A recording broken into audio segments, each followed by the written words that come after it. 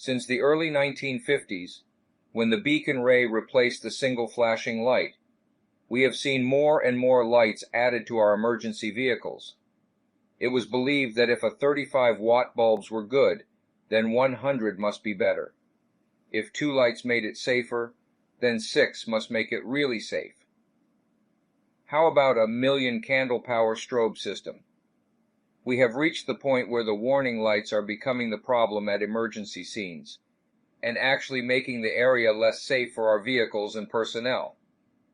In the last 10 years, lighting up your vehicles like a Christmas tree has become the norm. When moving on the highway, this may be okay, but when you are stopped or parked, it is not. The 1999 U.S. Fire Administration white paper on this topic identified the overuse of blinding, confusing, and distracting warning lights is a major cause of accidents, injuries, and death at emergency scenes. We all know of emergent personnel who have been struck, killed, or seriously injured in emergency vehicles that have been hit by drugged, drunk, fatigued, elderly, or confused drivers. Many of these operators stated they were blinded or confused by all the lights. In New York State alone, an average of 80 emergency vehicles are struck while parked off the highway, on the side of the road, with all the red warning lights in operation each year. This takes place more than you would like to admit. How many close calls have you had? Every emergency vehicle has more than enough warning lights, and is equipped so that is the only vehicle parked at the scene the light laws are compiled with. The problem is that when there are 6 or 7 emergency vehicles at a scene, all the warning lights are left on, and actually becomes unsafe due to all the blinding and distracting lights. Those driving in the area of the emergency look at the vehicle warning lights and do not see personnel working near these vehicles. What effects do all these warning lights have on the crowd and on your own crews? Under some conditions, these warning lights also blind us. This is a major safety issue that has been ignored for too long. It is a known fact that the warning lights at a scene will affect the crowd, shut them off, and many will walk away. We set up a carnival a wonder why people flock to it. The Illinois State Police and California Highway Patrol studies question the use of light bars on the patrol cars and the safety of the officers while engaging their duties next to the roadway. The collision rate for emergency vehicles displaying lights while parked next to the roadway were 2.5 times higher for the same 100,000 miles driven than for non-emergency vehicles. Many highway patrol and state police departments are going to slicked up cars for safety, better mileage, and productivity. Many have arrow sticks in the back window.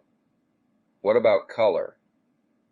The knowledge of human perception calls into question the use of warning lights when the vehicle's parked off the highway. Red lights send the message, emergency, stop, and invoke irrational behavior from motorists. They also tend to draw persons to the scene or area of the emergency. The psychological reaction to red is rage, anger, and hostility. The human eye is more sensitive to red light during the daylight than at night. Instead of warning people to stay away, the red emergency light actually draws drivers towards lights. This so-called moth effect refers to a state of narrowed attention associated with excessive concentration on some object or task, with the resulting loss of voluntary control over response. People drive where they looked. Drugged, drunk, fatigued, and elderly drivers have driven right off the roadway into the parked vehicles displaying red warning lights. In New York State, amber lights are not prohibited. Amber filters allow 60% of the light from the bulb to pass through. Red allows 25%. The amber light also sends a very specific message to those who review it. Caution, stay away. A driver who is drugged, drunk, elderly, of fatigue will actually drive away from the amber light. Amber also travels through fog, rain, snow, and much farther than red, blue, or clear. In California, all emergency vehicles may display at least one amber light to the rear. The New York State Police reported 15 to 20 cars were struck while parked on the side of the road annually when only red lights were displayed. Now they have an amber lens on the driver's side rear flashing light position in the bar, and reported a drastic reduction of cars hit while displaying the amber light. Federal KKKK ambulance specs, to meet federal funding standards, require one amber light on the rear. The National Fire Protection Association allows amber in all 4 directions from fire vehicles when in the parked or blocking mode. The New York State Motor Vehicle Commissioner's Rules and Regulations, Part 44, allows the use of amber lights by any vehicle involved in a hazardous operation. If you have a blue or green light and an amber light, you can only use one light at a time for the activity that you are involved in. Part 44 allows 100 candle power at 35 watts for clear lights. There is no restriction on vehicles that are allowed to display red or red and white lights. They can use amber along with the red or red and white lights. The NFPA does not allow amber to be displayed from the front in the response or moving mode. Blue light is more visible to the eye at night. Blue does not blend in with the many red lights used at night or on vehicles at night. A bill just passed over the governor's desk allows police use blue on the rear of their cars. What is the answer? For parking situations, we should limit the use of warning lights. Warn only from the direction the traffic is coming towards a scene. You will be amazed how the scene will calm down when the warning light is reduced. Equip the rear of your vehicles with at least one amber light to send the message, "Caution, stay away." Be careful how you use your headlights, spotlights, or other flood lamps, as you may be blinding oncoming drivers and other personnel on the scene. Equip your vehicles with arrow sticks. Both the New York State Department of Health and the NFPA advise shutting down most of these lights. On controlled access roads, no warning lights to the front. Many fire, EMS, and police are using this limited procedure at all scenes. The Phoenix, Arizona Fire Department recommends reducing the warning lights, displaying amber, and using the hazard flashers to make the scene safer. On the controlled access highways, the vehicle closest to the oncoming traffic stops several hundred feet prior to the scene, activates the 4-way flashers, and displays only rear flashing lights. All other vehicles should shut off all warning lights in the park and safe position if possible. The results have been much more control over the traffic that is moving past the accident or situation. The other lane keeps moving without the gapers block.